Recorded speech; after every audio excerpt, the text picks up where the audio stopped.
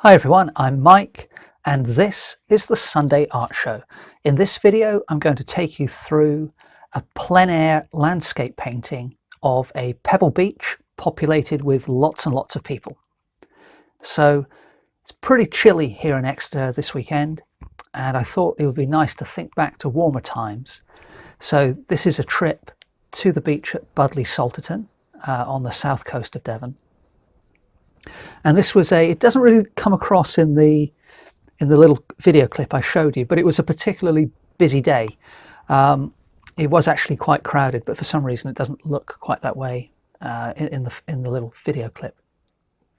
Nevertheless, I've got my mixed media paper and I'm working with that just down flat, so just a pad of paper down flat on the pebbles.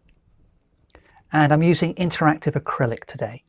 So interactive acrylics are the acrylic paint which once touch dry you can reactivate them by spraying them with water, and that allows you to blend them repeatedly by doing that over and over again, even if they've dried 3 or 4 times.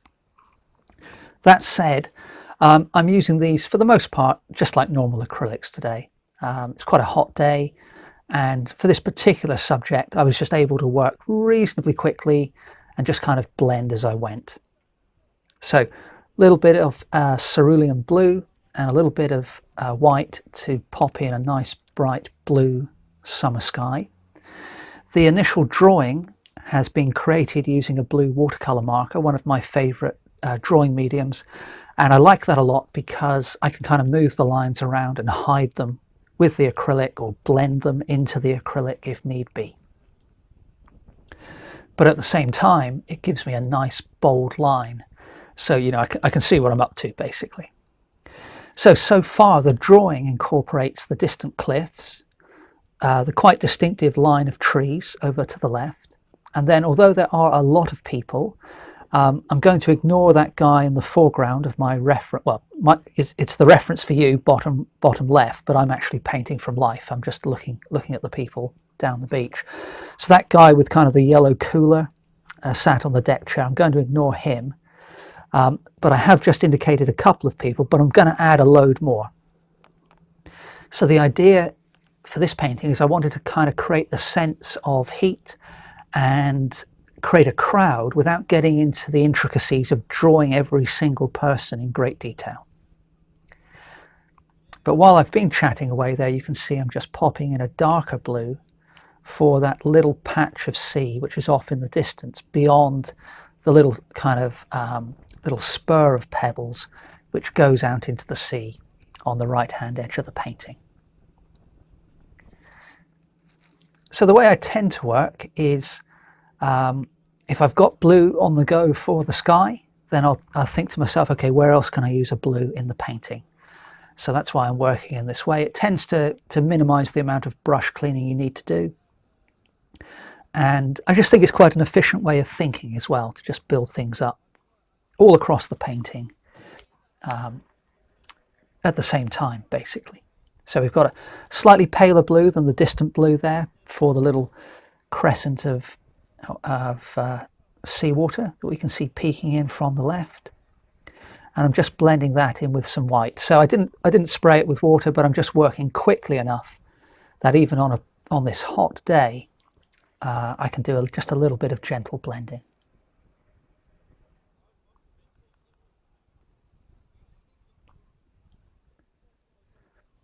So again, when I'm doing landscapes, if I typically start with the sky, obviously blue, well not obviously blue, but often blue.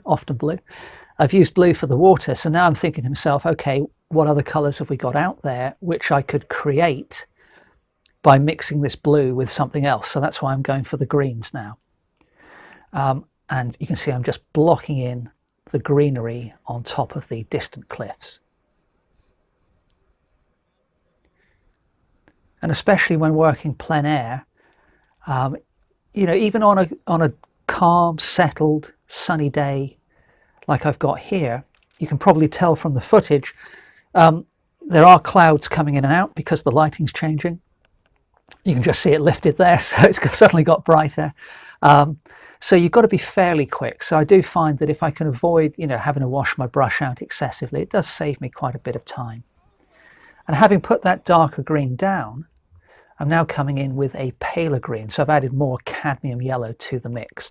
So the colors I'm in general using today are the cerulean blue, white, cadmium yellow, ultramarine blue. I've probably got some burnt umber on my palette, but I may not use that. And then alizarin crimson. So that's my, pretty standard palette, I would say. I do change it from time to time a little bit, sometimes just for fun, or other times specifically to try something new. But they're my go-tos, I would say. So while that paint is still wet, I'm just sort of blending in some even lighter colour. And by blending and working quickly, it creates nice soft edges and nice soft transitions from perhaps a brighter patch of field like I'm putting in now over to the right where it goes to more of a green. And that tends to create a more natural blend, something you would see in nature, compared to if you put a hard edge, a hard boundary between those two patches of tone and colour.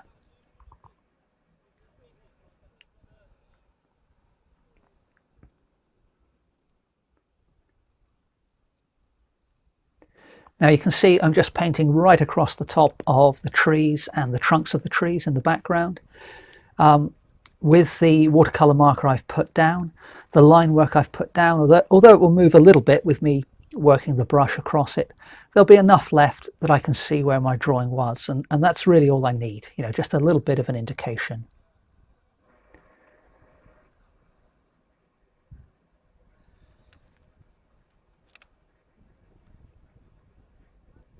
So we've got sky blocked in, we've got water blocked in, and now we've got distant landscape mostly blocked in, certainly in terms of the greenery on the fields.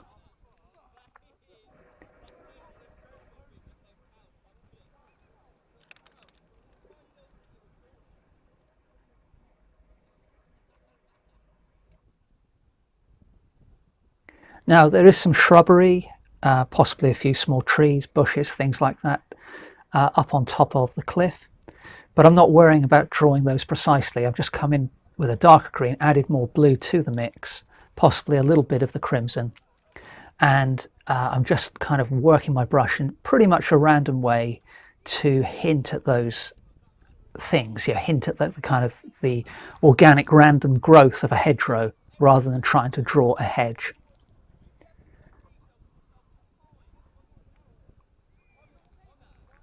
So you can hear in the background there's a group of guys who are being noisy, but it kind of added to the atmosphere, to be honest with you.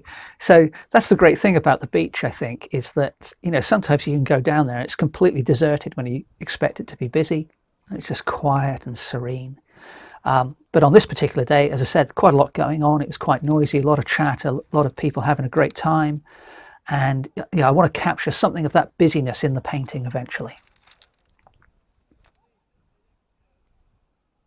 The pebbles are generally pretty good though in terms of being a plein air painter, because you get less sand and stuff on the painting, and there's less danger of getting sand in the palette, but also there are, generally speaking, fewer dogs and children and balls flying around on a pebble beach, so you tend to be left alone a little bit more. Not that I mind people approaching me and having a chat. In fact, that happened last summer down in Cornwall.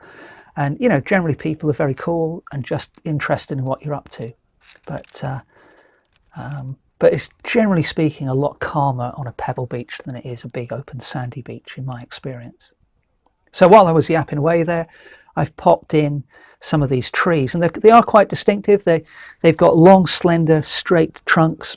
And then the foliage is right at the top. I don't know what type of tree they are, but they're quite unusual for this area, for Devon. Haven't seen them around too much. And for the most part, I've been using the same green that I used for the hedgerows. So, but it's all about sort of how I put the brush down, just to kind of think about the mark making. I try to make a mark with the brush when I'm painting a tree, which is going to have a little bit of randomness in it. So I will be very conscious about the angle at which I put the brush down, and I'll make sure I vary that as I move from left to right across the tree line. I'll also vary the pressure that I apply.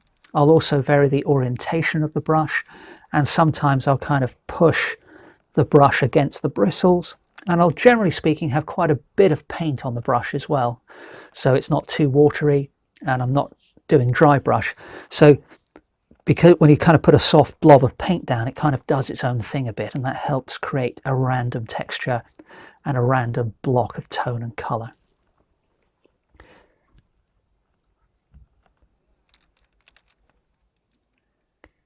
Now for the cliff faces, very distinctive red cliffs on this beach.